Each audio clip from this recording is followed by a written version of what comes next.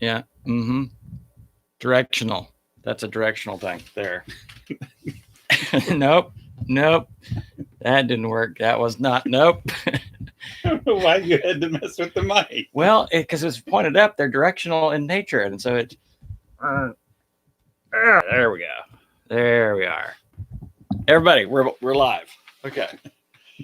Bruce decided at the last minute to adjust Roger's microphone because we got some feedback from Roger's people that the sound would go out sometimes when Bruce went to get his Chick-fil-A.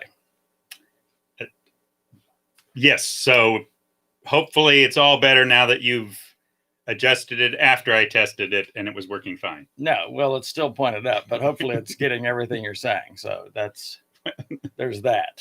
Okay. Sorry. Hey, we're back for another episode in season 3, right? Yeah, we're deep into season 3. And who are we again? We are the Inglorious Pastords. We are Roger and Bruce. Yeah, so do people know our last name? Probably. Did I tell you that Mom was not crazy about our name for the podcast?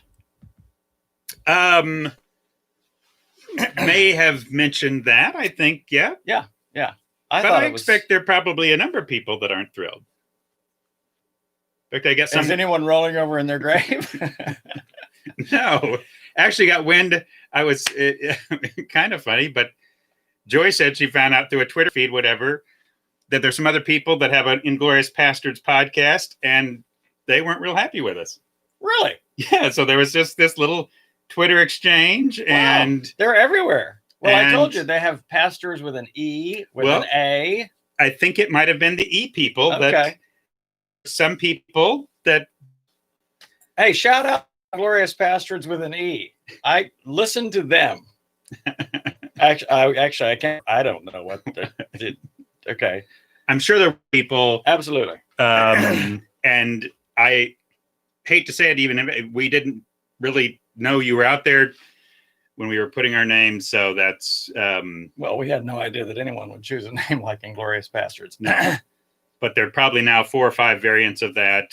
And who knows how many people are going to be jumping on, because of the kind of following we have. Sure. Yeah, I think Inglorious Pastords may end up being trending as like sort of the podcast. Yeah.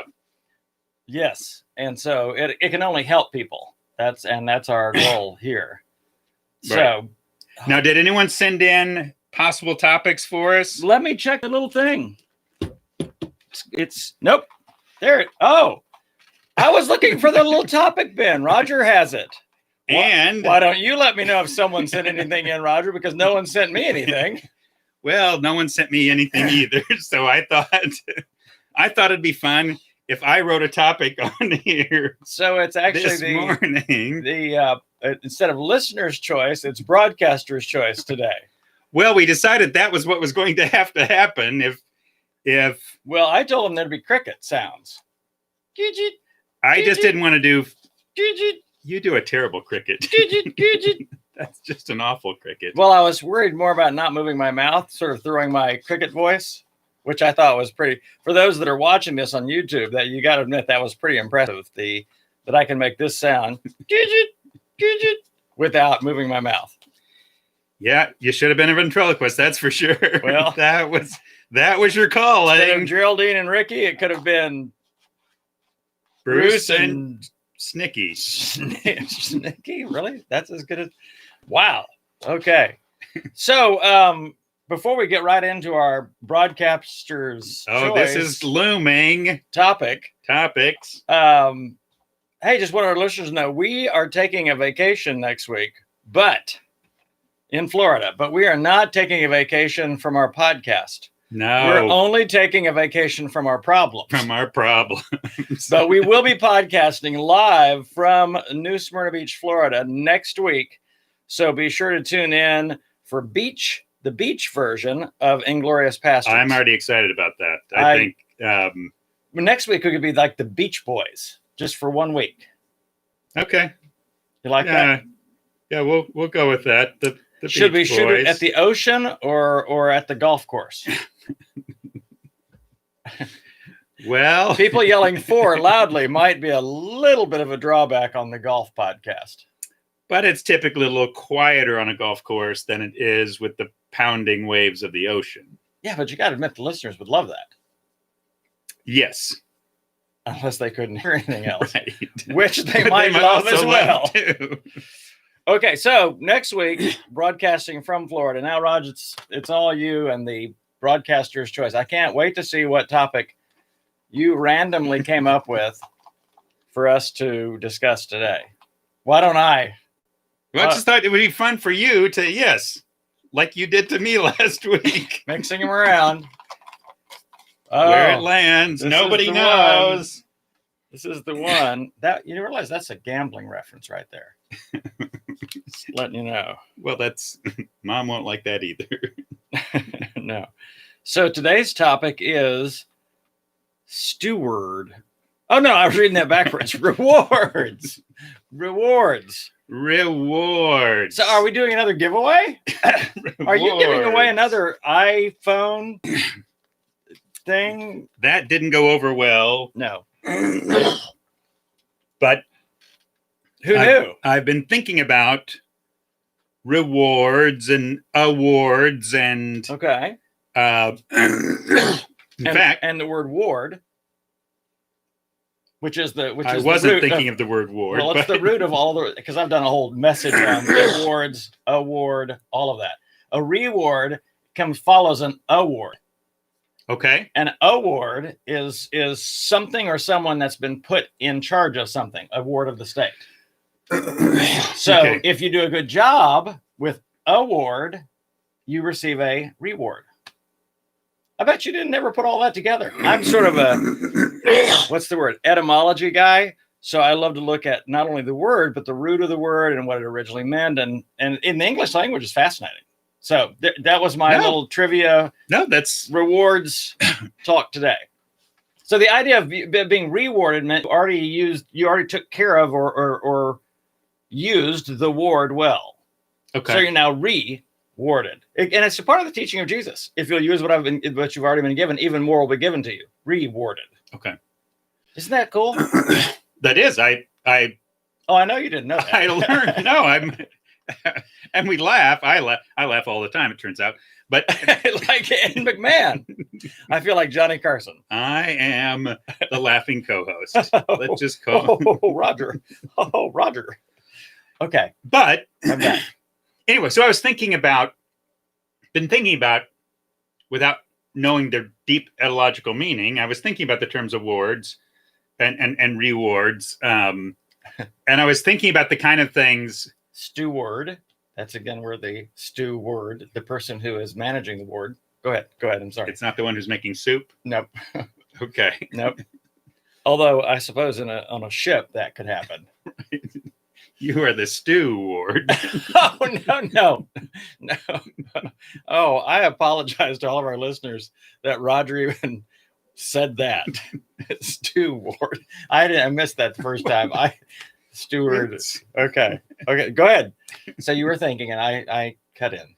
Well, I was thinking of things we get awards for. So just so yeah,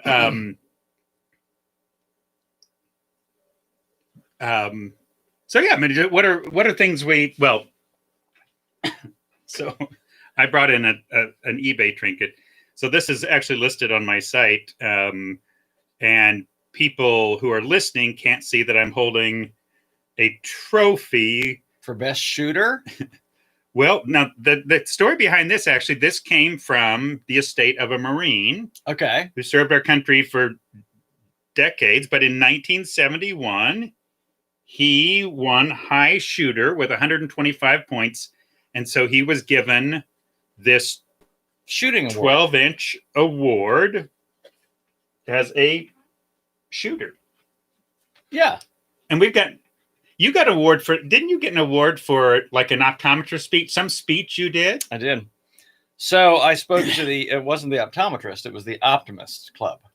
The optometrist would be all the people in town that work on your eyes, but specifically glasses. But no, it was the optimist club in Chattanooga, Tennessee. I was in 8th grade, and I gave a stirring presentation on why we should abolish the Electoral College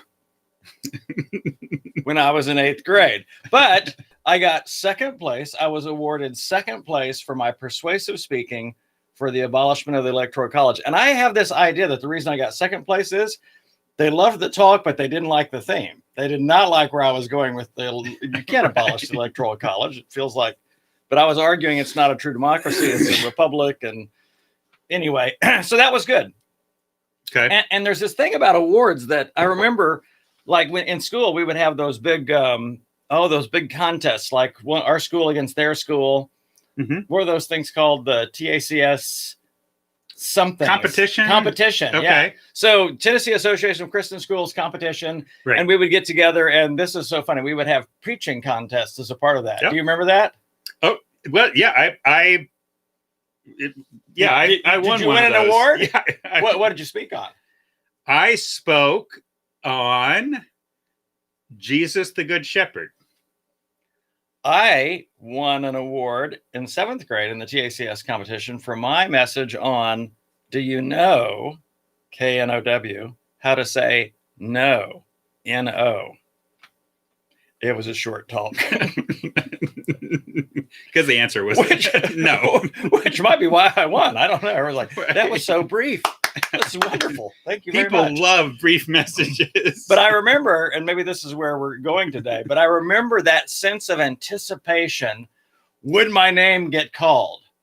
You know, when, because they're going through the awards and it's like, will I get third? You really didn't want third, but if you're not in the first two, you do want third. Right. And they always start with third. So you're sort of, you don't know whether to be excited or not. But I remember that sense of anticipation. No, I laugh at myself again, because that's what I do. But whenever I would go to an event and they're announcing awards, my heart would take a little, it's just, I wonder if I'm going to be, now, of course, this was ridiculous at a sports award banquet because well, no, I was not going to, this would be the epitome of false hope. Me and the award, other than the False Hope Award this year goes to Roger Benchwarmer Martin, the sportsman who didn't die this year and also didn't play in a game. But Roger did. I remember this because it was in a chapel service. You did win induction into the National Honor Society, which I never achieved that. That's true. In fact, when they were doing those awards, I wasn't even paying attention. I knew that was the Honor Society wasn't happening there. Nope. So, I think I was shooting spitballs into the lower underclassmen. We were in the balcony and it's shooting down.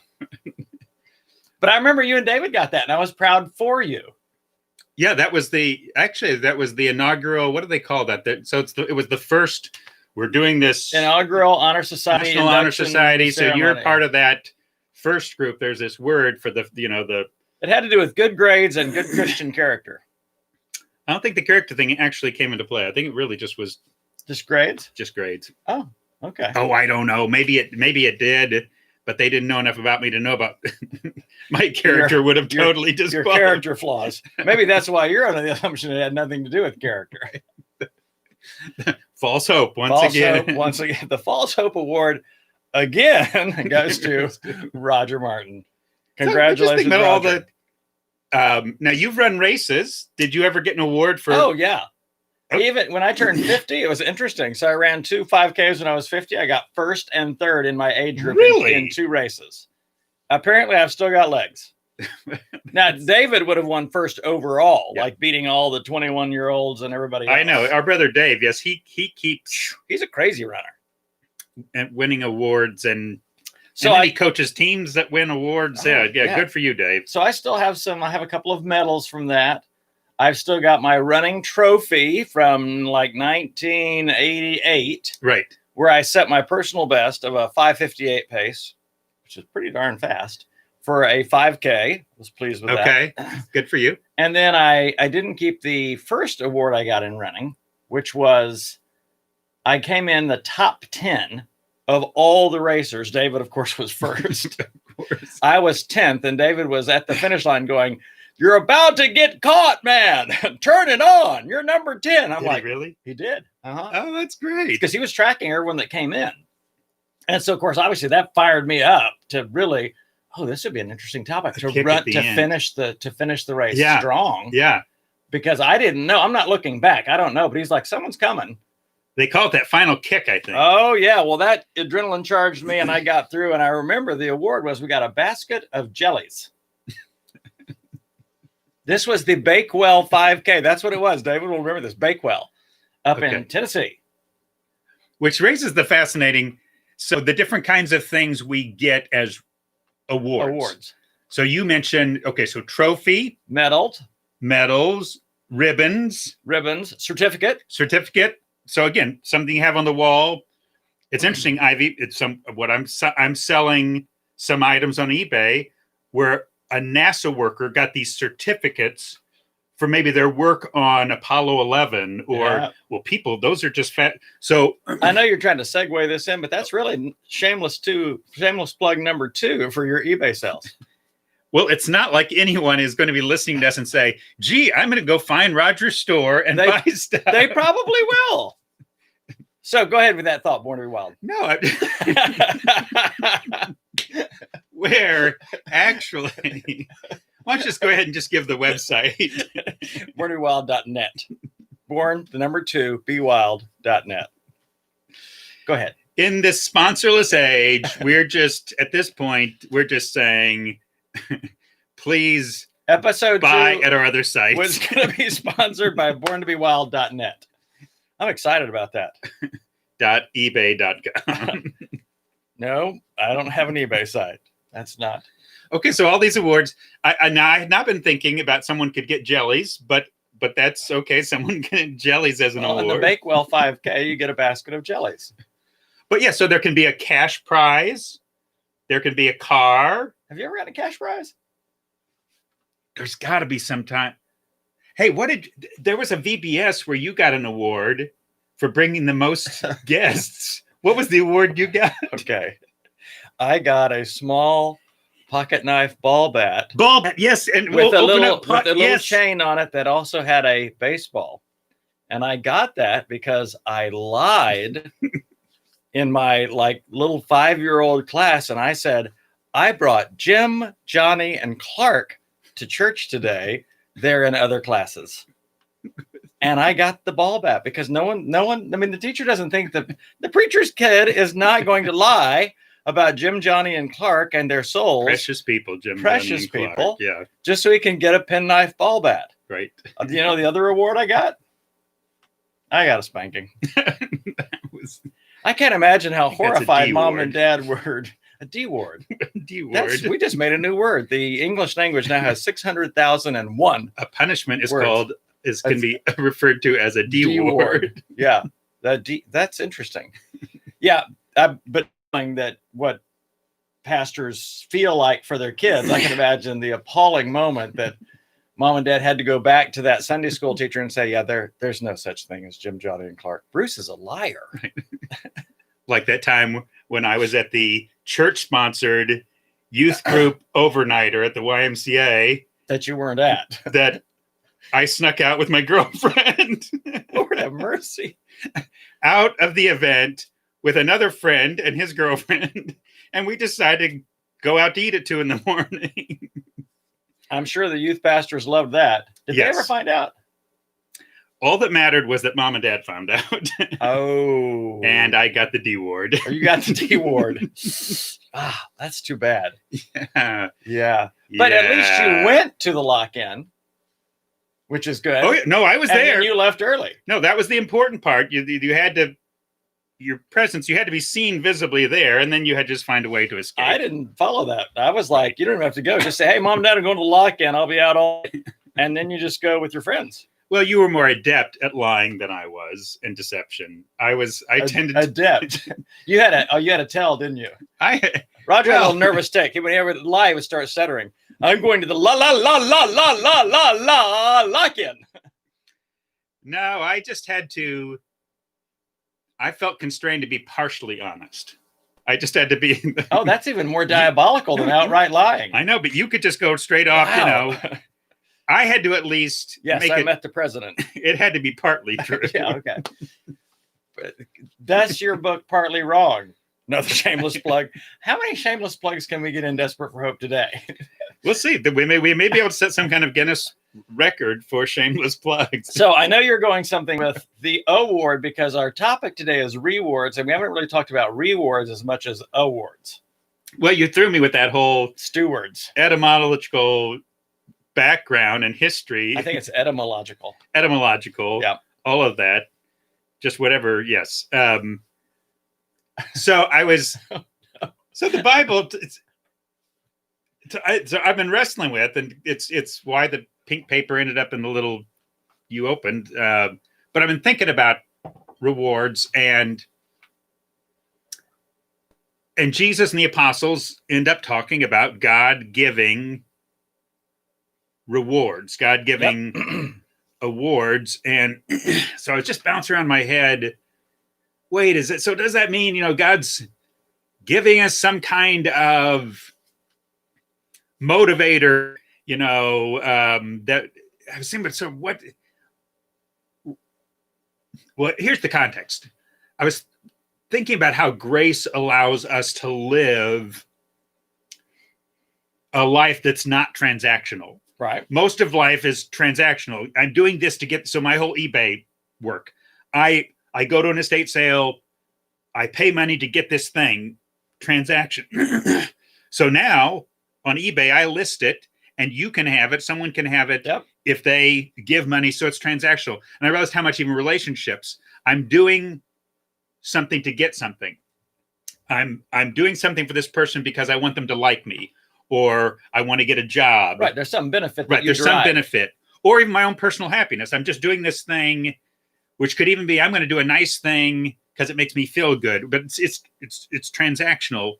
So I had thought, I did this video earlier I think Monday morning of this week, when I was talking about how grace frees us up to live non-transactionally. And you've got Jesus who said, when you throw a lunch or a dinner, right, don't invite your brothers or friends or your rich friends or whatever, because they can pay you back. Invite the lame and the blind and the neglected and the forgotten and the people who can't repay you. And of course, the point is not that you can't have a lunch and invite friends, but his point was calling us to live to non-transactionally, just lavish people, just like God does. God loves us for the love of love.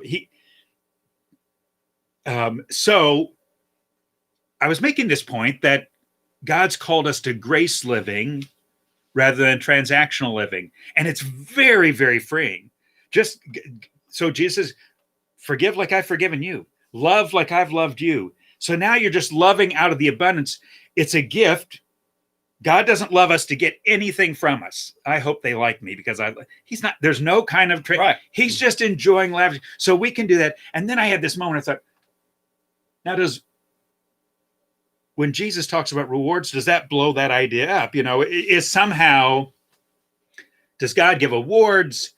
And here's the trade-off. If you're good, now you're going to get this. So anyway, that was what was the context. Well, and does it even taint? Does a reward taint the goodness of our heart?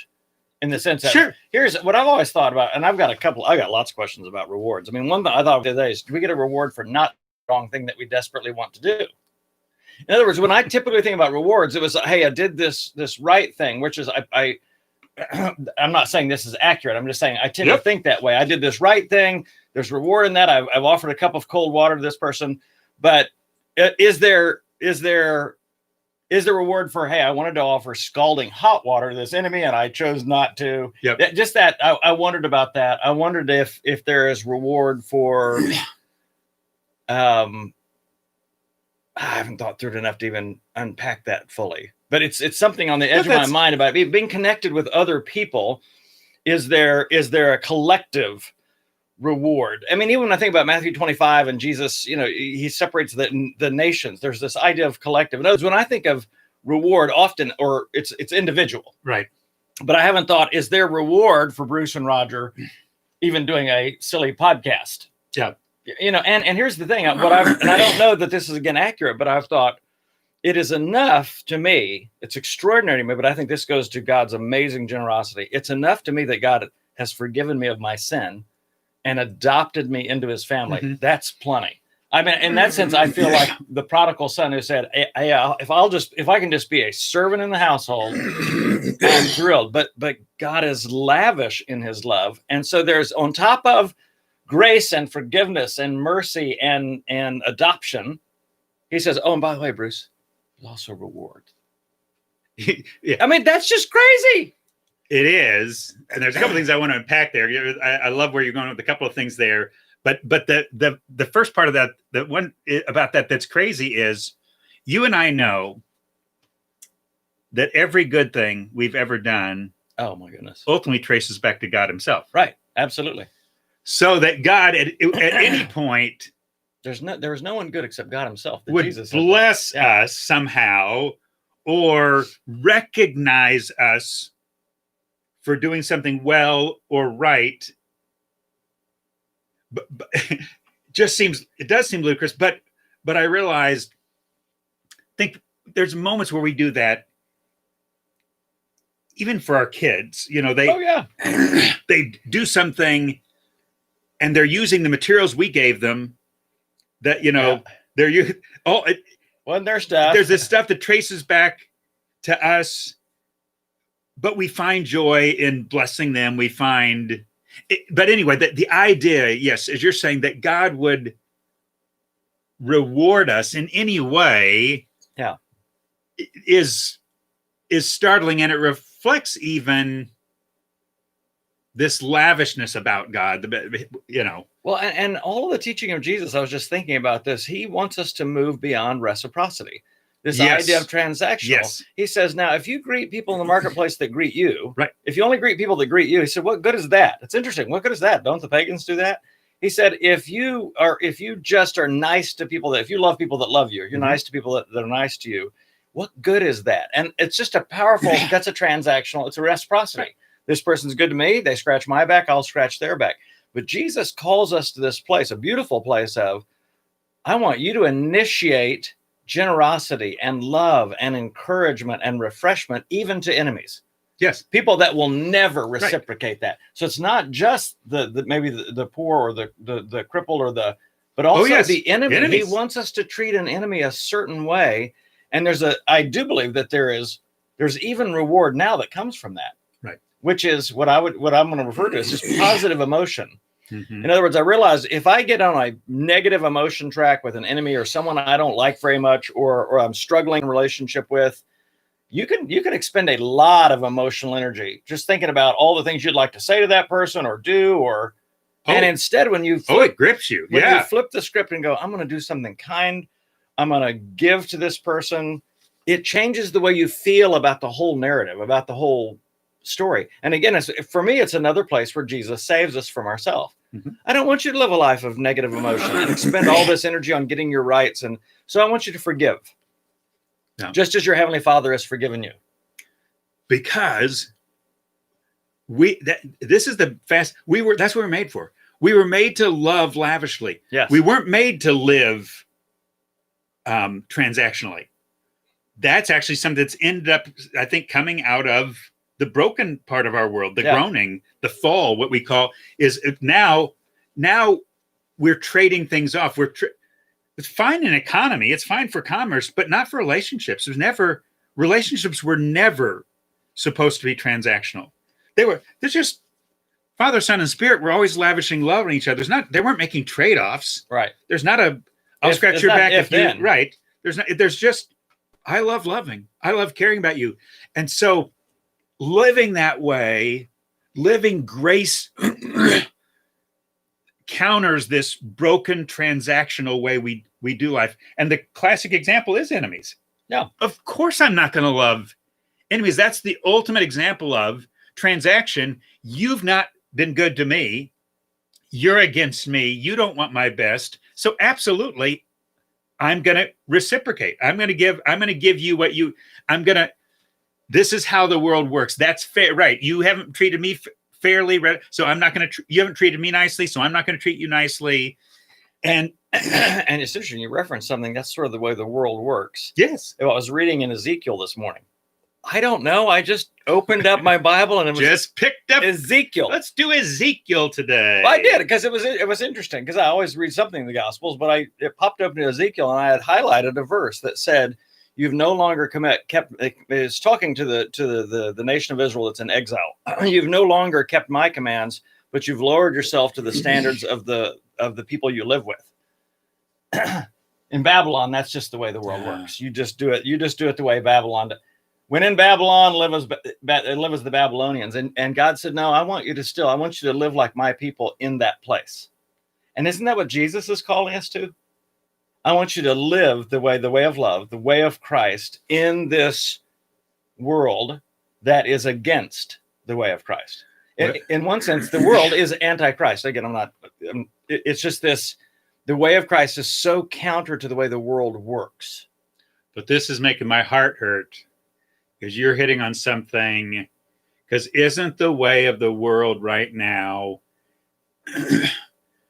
very harsh? Yes. Heard Andy Stanley use the term the cancel culture. Yep. Where you make one mistake or you have one wrong view and everything you've ever done is thrown out the window. You're one of those people. You decide you're going to vote this way, or you have this one position you hold. Oh my gosh, you're liberal, or I'm not sure you're Christian, or you're, I think about the gracelessness, if you would, right now, just sort of this climate that I think so many of us are feeling. Yep. But what you're just saying, where I think Jesus, just like the prophet Ezekiel was saying, Jesus is saying, not so with you. Don't you see how you're picking up? Because this don't lower your standards to the standard of the world. This is what I'm seeing happen. I see people who are holding positions that I believe are true, that I believe you're right on that, but you're just stooping to the level of. But the way you're expressing it is harsh and hateful and judgmental. And the comedy is sometimes the person is mad about a judgmental, harsh, arrogant person, but in the way that they're actually responding. I've never done that, ever. I feel like they're stooping. You're doing the same. Don't do the same thing. And it's this word of Jesus, don't.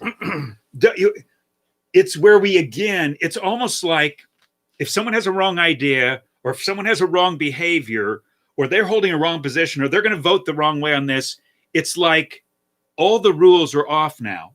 All the ways that Jesus said we're supposed to respond. And it's just tragic, because you look at what Jesus says about enemies. So I'm looking at these people, this person's voting in a way that goes against what I think is right. Enemy, counter. So how am I supposed to? I'm supposed to be gracious, not reciprocally. I'm not transactionally. He said, bless them and pray for them and give to them. Right. And that's actually how his kingdom advances in the world. Yes. Is that the kingdom is not advancing by, I'm cutting off from you because you are voting the wrong way. I'm cutting off from you because you hold the wrong position there. I'm cutting off from you because your behavior there doesn't fit what I think is right. Oh my goodness. The kingdom advances every time love is expressed. Yes. In whatever capacity, the kingdom advances every time love is expressed. Yeah. So whether love to a neighbor, or love to an enemy, or love to a child, or love to a stranger. Yeah. This is the kingdom advancing. It's not.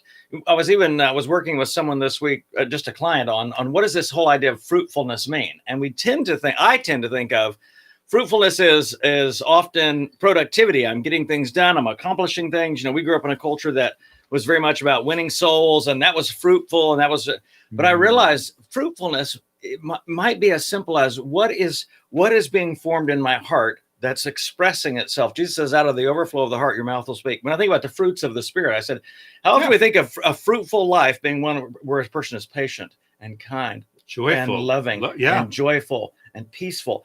Think that's fruit. And again, I realize I've got to untie fruitfulness from productivity, because sometimes I'm just like, I've got to get things done. In other words, reward is going to be related to getting a bunch of things done or accomplished. And then I'm like, no, Bruce, it's what's going on in my heart. Am I allowing God to continue to form my heart? Because my heart's still a mess. I mean, I still get it wrong. Very true. And Thank you, Roger. And am I willing to? Because part of where our heart is formed toward love is when we get it wrong, we say so. Yeah. And we admit to that person that we've wronged. Hey, I blew that. I'm so sorry. No excuses. I mean, so I'm still this work in progress. So yeah, what at the end of the day, well, before we get there, okay. Well, no, I wanted to.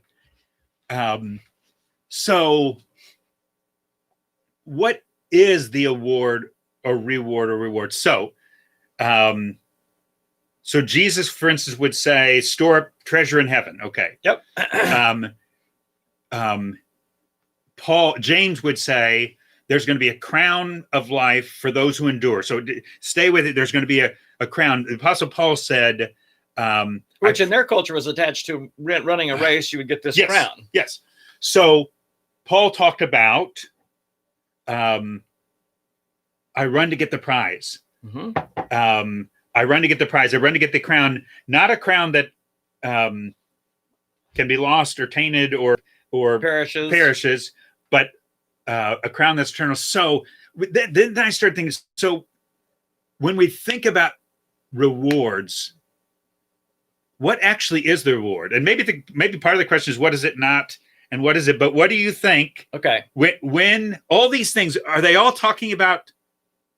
I'm wondering if they aren't largely the same thing. I have an idea in my head of what I think the rewards may be. I'm very curious what you. Oh, well, I'm probably going a different direction, and my job is now to steward this life that I've been awarded. Jesus would teach about a mina. Everyone's given them one mina, and how do they use that mina? And so I said, this is our award.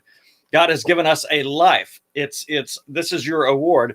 But the next life is think about it, again, awarded. And Jesus would say over and over again in his teaching about the parable of the minas, the parable of the talents, I'm going to steward more responsibility to you. That's good. Yeah. Yeah. I think one of the things that's very clear is, yes, this award it's even they talk about a prize or a crown. It's even clear the language, it's a picture going on. It's okay. It doesn't strike me so much that there's this crown or this laurel wreath or this thing that you're going to, because he said it's not a physical kind of thing. It's not there's something else that's going on. So, and this is even unlike, even I'll say other maybe religious systems where there's this idea that there'll be this great mansion you get, or there's a harem you're going to get, or there's going to be some right, that there's some but unlimited raisins.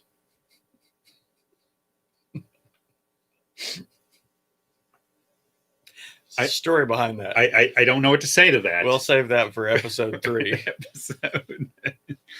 Yes, everyone has their idea of what the big award is, the big prize at the end of it could be a bunch of jellies, a bunch of raisins, or but I hate to disappoint you. The idea of reward is none of those things. So what's your take on reward? Well, I think, now I'm going back to the story that you told, or the story Jesus told that you retold. Everyone has these talents they're given. God's go, okay, here's what's in your bag. Now use what's in your bag. But I wonder if the award isn't what happens at the end. The king returns and here's what I've done. You gave me this bag, so here's what I've done. And the king says, well done. What? Well done. Well done, good and faithful servant. So the thing he says before, whatever... Come and take charge of 10 cities. Yes, yeah. Whatever other thing, I realize at the end of the day, and this is why I don't think it's transactional. I think it's an overflow of grace. I'm not doing all these good things to gain this blessing. Actually, it's the joy of the Father. It's I've had a couple of times I've watched maybe after an athlete football game, has just played an outstanding game. They're talking. There've been a couple of times they're doing the interview. You were just amazed, whatever.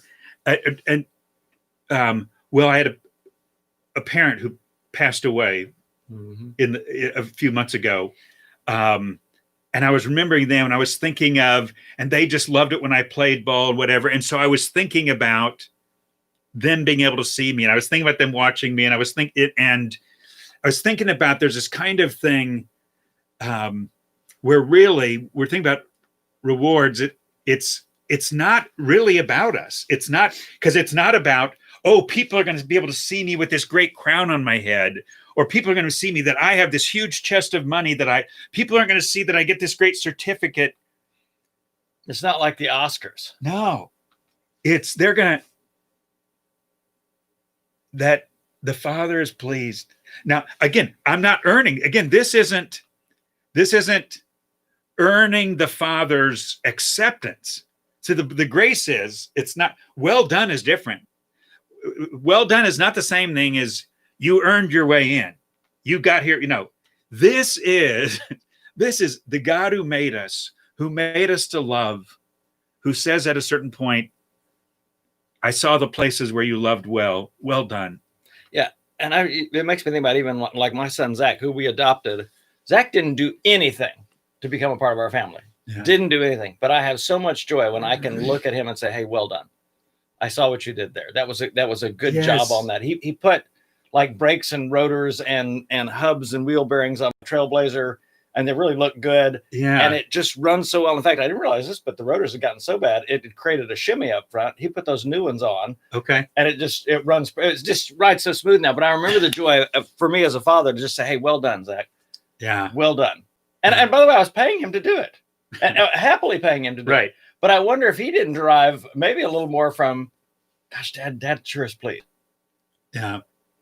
And again, I'm not father. I love but I like the fact that Jesus said, if you, fathers, even though you're evil, love doing good things for your children, how much more your heavenly Father? These are glimpses. And it's not inappropriate to make that comparison. Right. No, to look at those things. But I realize rewards. Now for here, sometimes I know for me, when I was sitting in a banquet and they were announcing awards, there was something I was thinking about it was about recognized. It was about others seeing and this is someone who's recognized. But the well done of the Father is a different thing in my, that it's because it's not about me. It's really pointing back. It's if the one who made me and created me and graced me, and we've talked about the comedy of that. He's the one who's given me the ability to do those things. But one day I have the chance for him to say, you did well there. You did well there. You used those gifts. And there'll probably be some you did well when you didn't do that thing. Because I saw that. Nobody saw that, what you didn't do there. Yep. I saw that. Well done. Well done. Well done. And so I just think, when I think about, and then the other thing that came to my mind with rewards is, here's the other thing that I think rewards are about. What they're saying is, what we're doing right now matters. Yes. What we're doing, because it's funny, the context of the crown, in more than one occasion, I think, is in hardship and trouble. And he's saying, for the one who perseveres, there's going to be a crown. And I think what he's saying there is, what you're doing now matters. This world is not the end. Rewards is a way of saying, this is not the only part of the story. Rewards are in the second half of the story. And they're a reminder that you're part of a two-part story. They're part of a much larger. This is a very small part. This matters. You're going to learn how much this part matters one day. The crown is this reminder that the persevering now and the loving your enemy now and the making sacrifices to serve other people. And not allowing your love to grow cold because of the increase of wickedness. And not getting caught up in the harshness and the age and the day. It matters. So to me, reward is this reminder that the things that we're doing today matter. The smallest kind of decisions, following Jesus, serving, sacrificing, loving, giving up, forgiving, generosity, all of these things matter right now. And one day we'll see how much they matter. And that's going to be encapsulated by God being able to say to us, I saw that moment. I saw this moment. I saw that moment. Well done, well done, well done. So now, Roger, I'm giving you the planet Saturn. No, I've just always wondered if God made all the cosmos, if the 10 cities might be, we're going to get 10 planets. Right. How cool would that be? And again, the idea there is not, no, you got more planets than somebody else. You got more cities. I think, imagine the joy of, I want you to take that planet and I want you to be creative with it, just like Jesus was with Earth. Because again, the reward is radically disproportionate to the award. Because, and grace has always been that way. I mean, that's right. the heart of grace. Exactly. Grace is never commensurate right. with. You have hell or you have eternity with a loving God. Oh, yeah, it's radically disproportionate. So then you lose in the track. So then nobody's concerned with, he got 10, I only got 5 cities. He got 10. What? Because that's not even because they both got the same well done. Right. We got the well done and more responsibility. A God who still believes in us. And that is apparently an important thing. In other words, we should want more responsibility, not just less. Because he referenced this in both the mina and the talent parable. This other person was lazy. Okay, so I want to come back to next episode. I want to talk about the importance or not of incentive and deterrent. Okay.